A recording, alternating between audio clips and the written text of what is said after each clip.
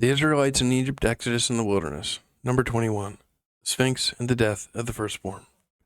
Dream Stele. The Great Sphinx Dream Stele was found set between the paws of the Great Sphinx at Giza when the sands were uncovered, and the whole monument was revealed. Stele was carved from granite and it was approximately 11.8 feet tall, or 3.6 meters, 7.2 feet wide, or 2.2 meters, and 2.3 feet thick, 70 centimeters.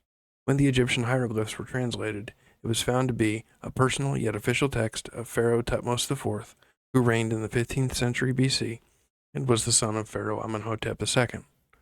An illustrative scene appears at the top of the stele showing Thutmose IV making an offering to the Great Sphinx. Below, the stone inscription claims that while Thutmose IV was out hunting one day, he rested near the Great Sphinx, fell asleep, and had a dream in which the god of the Sphinx delivered a divine message to him. Allegedly, Thutmose IV was told that if he cleared the sand from around the Sphinx, the kingship would be given to him.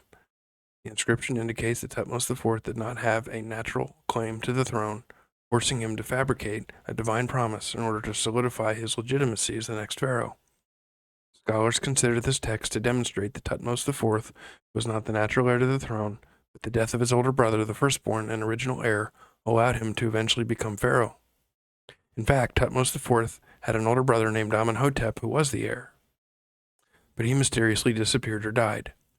The son and heir, Amenhotep, was a priest of Ptah, according to an administrative papyrus, but he is thought to have died young, although the details of his disappearance are not known from Egyptian documents.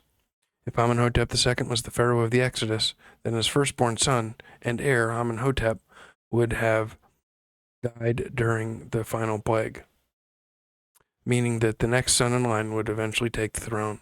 This younger brother was Thutmose IV, who appears to have used divine propaganda to claim that the gods would grant the kingship as successor to his father Amenhotep II. Because he was not the original heir, this divine invocation would make his kingship appear more legitimate to the Egyptians. Exodus chapter 12, verse 29 says, Yahweh struck all the firstborn in the land of Egypt, from the firstborn of Pharaoh who sat in his throne to the firstborn of the captive who was in the dungeon. Exodus 12:20.